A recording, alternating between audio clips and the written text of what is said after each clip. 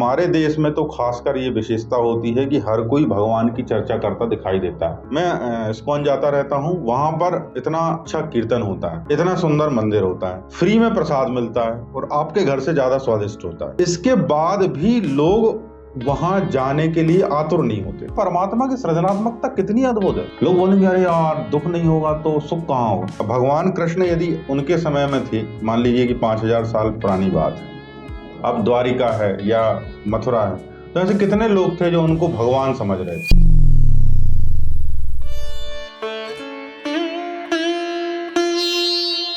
हरे कृष्णा। श्लोक क्रमांक 29 में भगवान कृष्ण कह रहे हैं, आश्चर्यवत पश्यति कश्चित् एनम आश्चर्यवत वदति तथा एव च अन्यः आश्चर्यवत च एनम अन्यः शृणोति श्रुत्वा अपि एनम वेद नाचा एव कश्चित्। कोई भी महापुरुष ही इस आत्मा को आश्चर्य की भांति देखता है और वैसे ही कोई दूसरा महापुरुष इसके आश्चर्य की भांति सुनता है और कोई तो सुनकर भी इसको नहीं जानता। तो इसमें तो सबसे आखिरी लाइन मुझे ज़्यादा महत्वपूर्ण लगती है कि कोई तो सुनकर भी इसको नहीं जानता, क्योंकि हमारे देश में तो खासकर ये विशेषता होती है कि हर कोई भगवान की चर्चा करता दिखाई देता है और सब कुछ सुनकर भी वो रहता वही के वही है, वही उसके भीतर दुख रहता है, वही इच्छाएं रहती हैं, वही उसकी प्रवृत्ति रहती है, कोई परिवर्तन नहीं आता और बात ऐसी करेगा जैसे कि उसको ईश्वर के बारे में सब पता है। तो ये हमारे देश में तो बहुत कॉमन, दूसरे देशों के बारे में पता नहीं क्योंकि वहाँ गए नहीं, लेकिन अपने देश में तो यही स्थिति है। अब आप सोचो कि ये आज की स्थिति अकेली नहीं है, ये सदा से थी। अब भगवान कृष्ण यदि उनके समय में थे, मान लीजिए कि 5000 साल पुरानी बात है, अब द्वारिका है या मथुरा है, तो ऐसे कितने लोग थे जो उनको भगवान समझ रहे थे। अधिकांश इंसान या अधिकांश लोग उनको साधारण मनुष्य, राजा या दोस्त के रूप में ही समझ रहे थे। यदि ऐसा ही हो रहा होता तो दुर्योधन और उनके आसपास के लोग उनको भगवान मान लिए होते या उनके सामने सरेंडर कर गए होते। किसी को डाउट था, कोई बोल रहा था ये बुद्धिमान मनुष्य हैं, कोई बोल रहा था ये मायावी हैं। और ऐसा मैं आज की डेट में भी देखता हूँ। मैं इस्कॉन जाता रहता हूँ, वहाँ पर इतना अच्छा कीर्तन होता है, इतना सुंदर मंदिर होता है, फ्री में प्रसाद मिलता है और आपके घर से ज़्यादा स्वादिष्ट होता है। इसके बाद भी लोग वहाँ जाने के लिए आतुर नहीं होते। बार बार बुलाना पड़ता है कि आ जाओ। बड़ी मुश्किल से कभी जन्माष्टमी के दिन भीड़ मिलेगी, नहीं तो भीड़ नहीं मिलने वाली। तो इससे तो ये पता चलता है ना कि लोगों को फ्री में मिलने वाली चीज़ भी इतनी आसानी से अट्रैक्ट नहीं करती।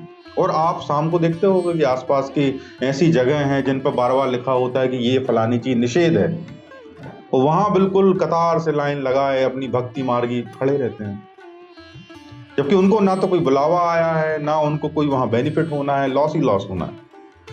तो मनुष्य की ये प्रवृत्ति है कि वो जो है टेंडेंसी का गुलाम है, वो ऐसी जगहों पर अपने आप बैठा रहता है और अच्छी जगहों पर उसको सुगंध भी मिल रही है, अगरबत्ती खुशबू भी आ रही है, 4 अच्छी बातें भी मिल रही हैं, लोग बड़े सज्जन हैं, फ्री में खिला रहे हैं, आपसे कुछ मांग भी नहीं रहे, उसके बाद भी आप वहां जाना पसंद नहीं करोगे। क्यों?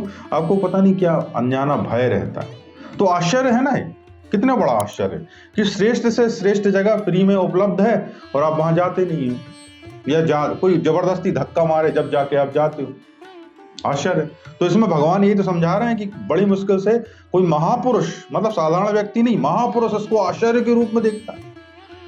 मतलब जो महापुरुष ही होगा जो इसको देखता है, और कोई महापुरुष ही इसको बोले सुनता है।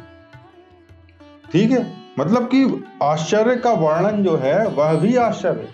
आत्मा इतना साधारण विषय नहीं है। आत्मा को जो जान जाता है वो आश्चर्यचकित हो जाता है। आश्चर्यचकित इसलिए हो जाता है क्योंकि आप आश्चर्य किसको बोलते, कुछ नवीन घटना होती। नवीन घटना जैसे मान लीजिए कि आप अभी गए, बोले यार मैं अब जा रहा हूँ कोई बड़े शहर घूमने जा रहा हूँ, तो आप क्या देखते हो कि यार वहाँ बहुत बड़ी मल्टी बनी हुई है, बड़े बड़े कॉम्प्लेक्स बने हुए हैं, तो आपको आश्चर्य होता है कि बड़ा अद्भुत नवीन संस्करण है। या आप कहीं प्रकृति की कोई चीज़ देखते हो कि भाई ये झील है, या हिमालय में यहाँ पर ये हुआ झरना है, तो आपको बड़ा आश्चर्य होता है कि यार ये कितनी नवीनता है, कितनी श्रेष्ठता है। तो जो व्यक्ति आत्मा को देखता है वो इतना आश्चर्यचकित क्यों होता है?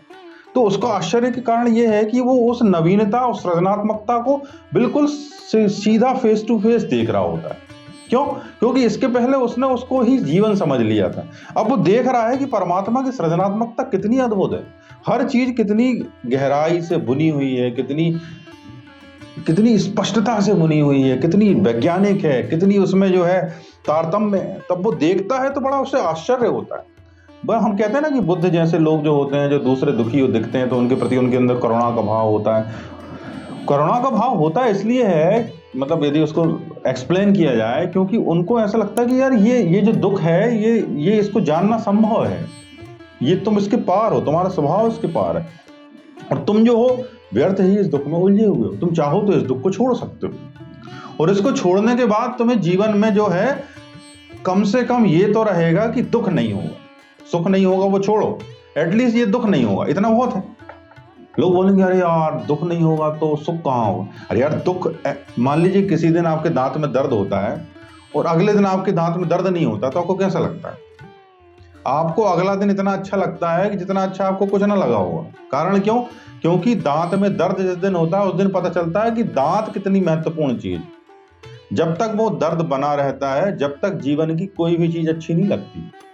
चाहे आपके सामने पैसा रख दिया जाए, आपकी कोई तारीफ कर रहा हो, आपको माला पहना रहा हो, दांत दर्द कर रहा है, जब तक वो दर्द कर रहा है, चाहे मंत्री हो संतरी हो, आपका दिमाग पूरा दांत में लगा रहेगा। और जैसे ही वो दर्द मिटेगा उसके बाद आपको राहत मिलेगी, फिर दूसरी बात लगने लगेगी कि आज कोई पूछ नहीं रहा, आज कोई नमस्ते नहीं कर रहा। तो ऐसे ही जो बुद्धिमान पुरुष होते हैं, ज्ञानी पुरुष होते हैं, वो जो होते हैं उनकी विशेषता क्या होती है कि उनके अंदर करुणा होती है। और करुणा यदि होती है तो वो देखते हैं कि यार ये व्यक्ति जो है फ्री में इतना दुखी है, इसको इतना दुख क्यों है। तो यहाँ भगवान एक तो अर्जुन से कह रहे हैं कि तुम तो एक तो विद्वान पुरुष हो, एटलीस्ट वो तुम्हें विद्वान मान रहे हैं, क्योंकि विद्वान व्यक्ति जो होता है वो तर्कशील होता है, वो सोचता है, वो हर चीज का दिमाग चलाता है कि यार ये ऐसा होना चाहिए, ये ऐसा होना चाहिए। तो वो तर्क से दुनिया को देखता है, उसको बोलते हैं विद्वान। तो वो कहते हैं विद्वान को तो बोले ऐसे ही शोक नहीं करना चाहिए। क्यों नहीं करना चाहिए? क्योंकि तुम ज्ञानी हो तो तुम ये जानते हो कि ये सुख है, ये दुख है, ये आना जाना चलता रहता है। अभी बुरा समय चल रहा है, थोड़ी देर बाद अच्छा समय आएगा, अभी पैसे कम है, थोड़ी मेहनत कर लोगे पैसे आ जाएंगे, अभी लोग इज्जत नहीं कर रहे हैं, थोड़ा तुम्हारा ठीक है जाएगा, लोग इज्जत करने लगेंगे। तो वो विद्वान पुरुष को ये सब बातें पता रहती है। और ज्ञानी वो होता है जो उनको तत्व से जानता है। विद्वान और ज्ञानी में अंतर होता है, लेकिन कृष्ण कम से कम अर्जुन को विद्वान तो समझ ही रहे हैं। वही कह रहे हैं कि विद्वान पुरुष जो है वो शोक नहीं करता। इसके पहले श्लोक में उन्होंने कहा, और अगले श्लोक में वो एक ऐसे व्यक्ति का वर्णन कर रहे हैं, बोले इस आत्मा को जो जानता है वो बोले वो आश्चर्य से इसको देखता है, आश्चर्य से इसको सुनाता है, और आश्चर्य से ही लोग इसको सुनते हैं। और कुछ लोग तो सुनने के बाद भी इसको नहीं मानते, वो इस श्लोक में ही बता रहे हैं। तो बड़े ही अद्भुत श्लोकों की चर्चा है। अगले श्लोक में देखते हैं भगवान क्या कह रहे हैं।